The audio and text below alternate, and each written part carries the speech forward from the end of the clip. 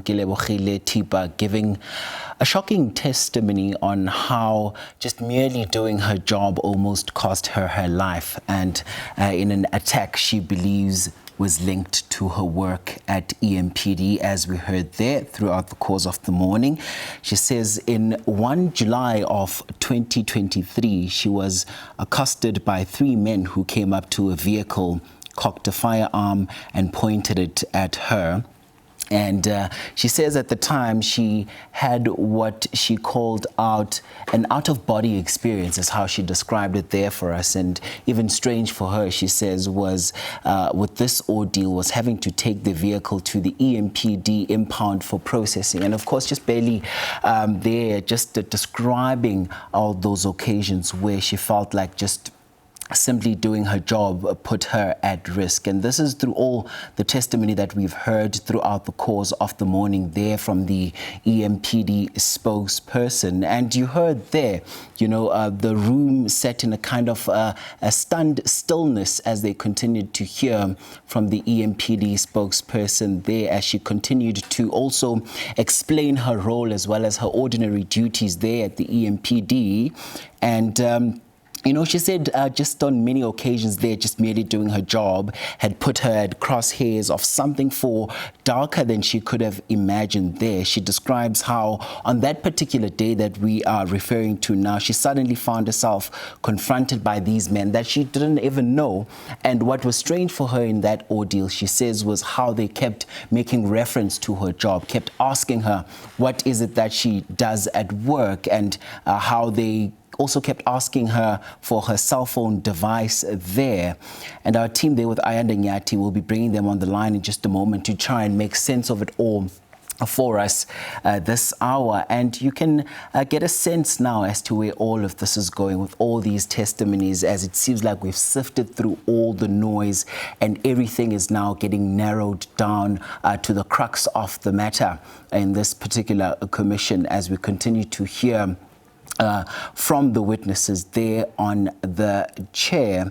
And this is all from Kelebogile Thepa there, who is the EMPD spokesperson who's been giving testimony throughout the course of the morning. And we could hear there, as those questions continued to shift, they were no longer about policy as well as procedures there at EMPD. They were probing something deeper. They were talking about all their experiences, some of those experiences which we've also heard about and heard of right here, you know, as the commission continues to unfold. And also some questions arising out of this all as to who gets to use authority and why is it deployed the way it is deployed. And those are some of the questions that also Kenny and Ayanda have been asking throughout the course of the morning, as they continue to also try to help us make sense of some of the evidence we've been hearing coming out of this commission over the past 31 days or so.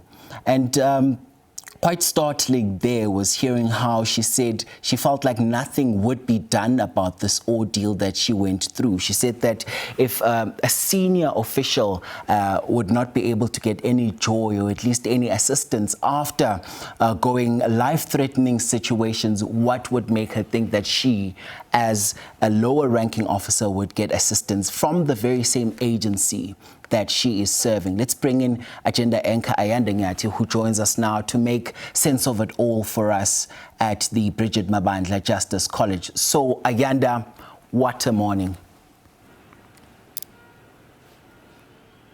It certainly has been another day of sobering testimony here at the Madlanga Justice College in Kolisi. We've been hearing from Kelebogile Thepa. As you've been mentioning, she's the head of communications within the EMPD, essentially the person who would be the first to receive that inquiry, which we now know came from Jeff Wicks, who had raised questions about what we're now calling the blue light saga.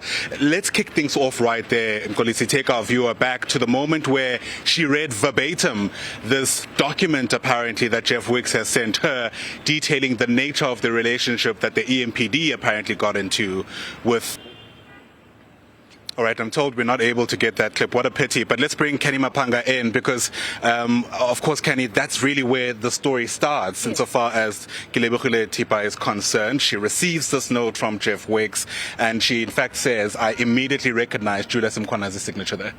Indeed. And this all forms part of the media query that would have triggered this blue light saga, because it not only stopped at the alleged dishing out of the blue lights by Brigadier Mkhwanazi, but it also went into the vehicles that were listed in the municipality that belonged to the private security firm of Vusimuzi Cat Matlala's private security company, that is Cat VIP Protection Services. And she makes a very clear point to state, that is Ms. Thepa, the witness, that at no point in their operations do they ever have a BMW or Mercedes-Benz V-Class conducting operations. So it would not be part of the operations. So she knew immediately that either the letter may have not had some form of authenticity, or that there was something off, because at no point would they ever have these kinds of vehicles in their operations, even though they have a separate proxy running their fleets. She knew immediately that there was something off.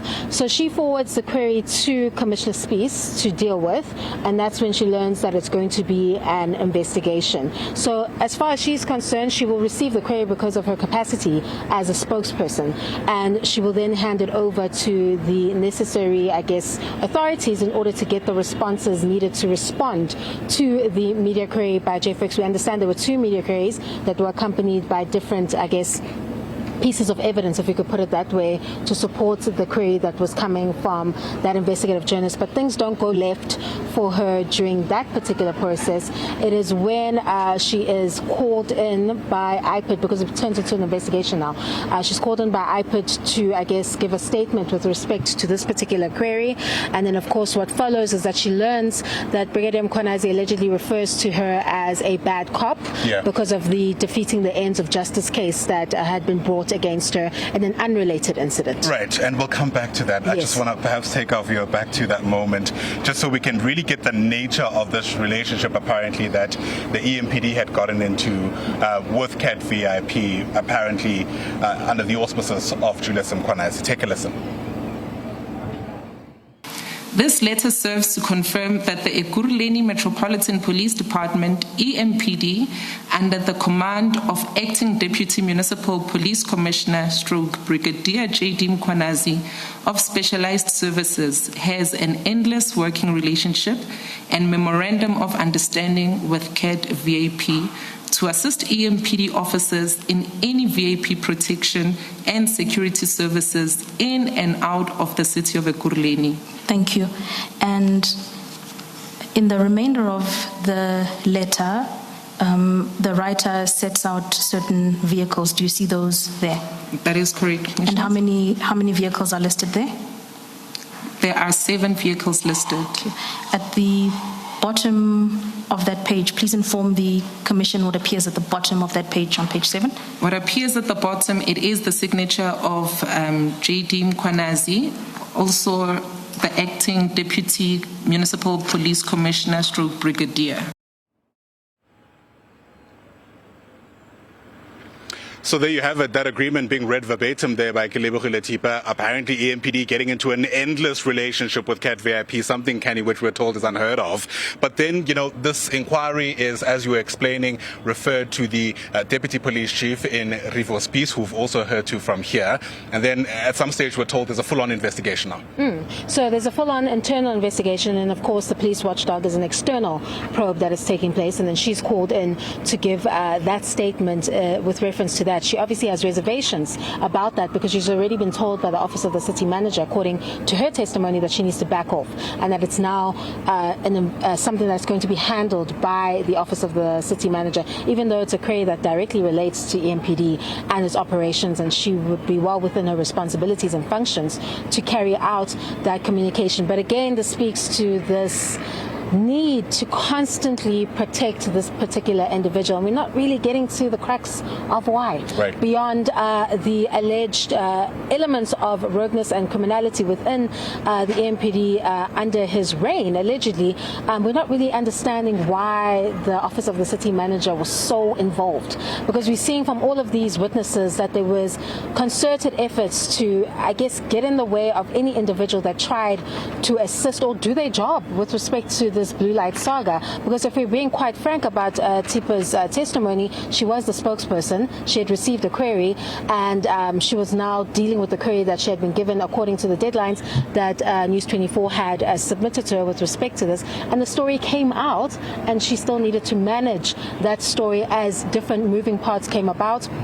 It first started with the issue of the blue lights, then it moved to the vehicles itself and the subsequent arrangements that would have taken place between those two. But of course, her woes didn't stop when that probe continues. We hear that when IPID calls her, she lists her reservations, and she makes a very important statement about how it is known within the police community that allegedly some members of IPID may be captured, and that there's a risk associated with participating in these kinds of probes. And that risk was laid bare before the commission when she goes into the subsequent consequences that followed that particular, I guess, development, and that she had to give that statement. And she then goes into this alleged assault, or it's not alleged the assault, I think it's alleged where the assault may be linked to. Right. The assault takes place, and then of course she states it's quite violent in the way that she recounts it, and that she was, I guess, hit or struck with the firearm. They take the vehicle and they drive them elsewhere. She states that it was an out-of-body experience, that she completely froze and I think escaped the moment emotionally that was taking place. But she ultimately says that this had nothing to do with crime in the traditional sense, like it wasn't about the vehicle or her bank cards or her money. She believes that it is allegedly linked directly to this blue light saga and her handling of it, and that it was allegedly a stern warning to her regarding that. And in fact, I think it's really worth taking, once again, our viewer back to that moment, because it is while she was retelling the story that she got visibly emotional. And in fact, there was an adjournment, you might remember if you've been with us for the last couple of hours, in order to allow her to regain her composure. Let's take you back to Kelebogile Thepa outlining this attack that she experienced, which she believes is linked to her work. So in July 2023, it was the day of my first attack. It was a Saturday morning, I remember. I woke up to go to the cemetery where my late mother was. And I also had a relative who had recently bought a car. So I had taken that vehicle and made a turn at the Bredel Cemetery. And coming back, I was well within where I live, the street that I live in Tembisa. I was sitting with a neighbor who was on the passenger seat, and 3 men came up to the vehicle that I was in.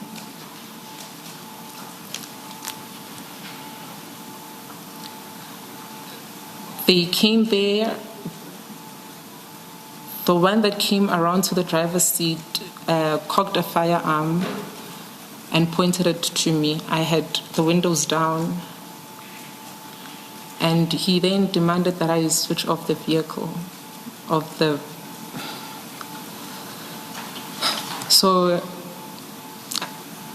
he put his hand in to try and reach for the keys on the ignition, but it's not the kind that you start manually with the key, it's those press button.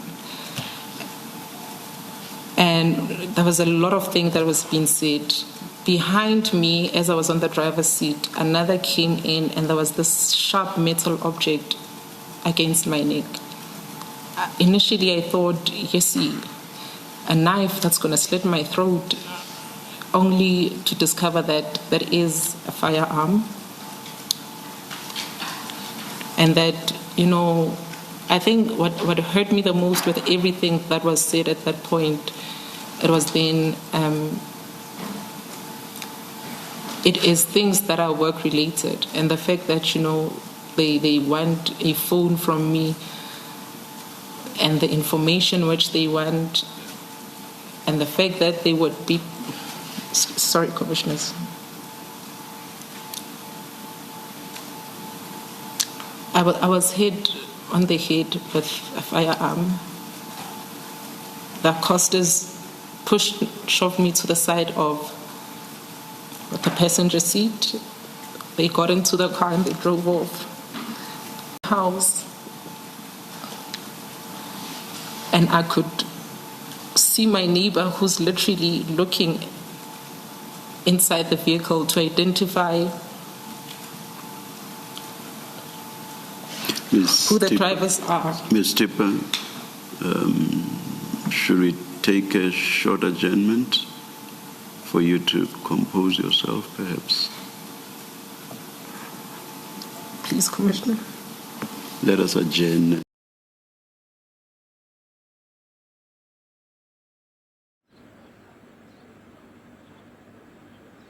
All right, and of course, those emotional scenes leading to that adjournment. Commissioners are now back after the tea break with Kelebogile Thepa, once again continuing with her testimony in the witness box. Let's listen in.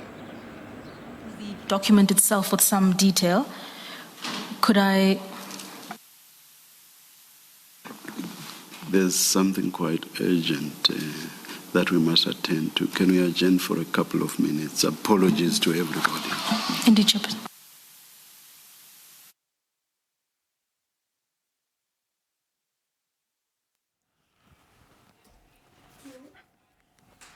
All right, that's the Madlanga Commission. They're adjourning due to what the Commissioner says is something that they urgently need to attend to.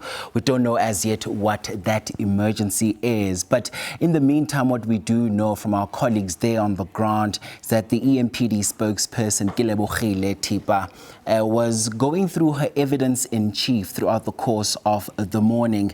You know, a shocking testimony on how merely just doing her job almost cost her her life. She says this wasn't an attack she believes was linked to her work at the EMPD. It looks like the commissioners are now walking back into the venue to continue with proceedings after that short adjournment. Let's take you back to that venue. Thank you, Chairperson.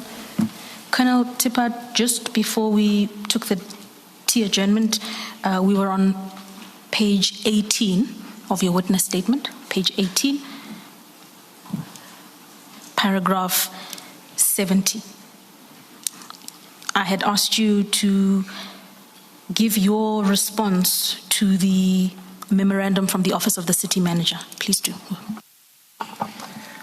Commissioners, I was taken aback by the content of this correspondence from the Office of the City Manager, as I had stated that at no given point was there anything critically pointed out to us in saying we are failing to deliver on the work, or maybe there are some erroneous elements with the work conducted itself.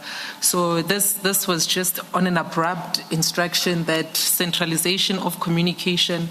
It was apparent that clearly there should be a degree of a specific office enhancing or even just releasing media statements in relation to the matter itself. I think what they had missed was the fact that EMPD carries a great bulk of media inquiries. We're speaking now the bylaws. We're speaking accidents when a news agent would take interest in a particular accident that had happened.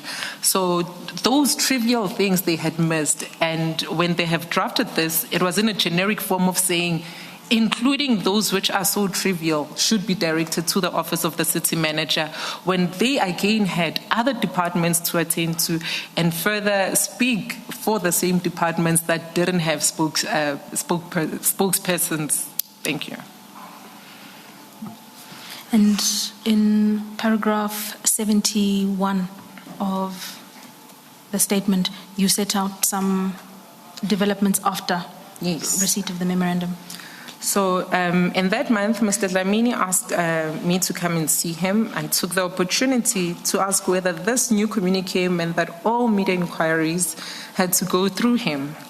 I found this position unsustainable because of the Office of the City Manager was a very busy office and not realistically to take upon itself to respond to the very basic inquiries received by the EMPD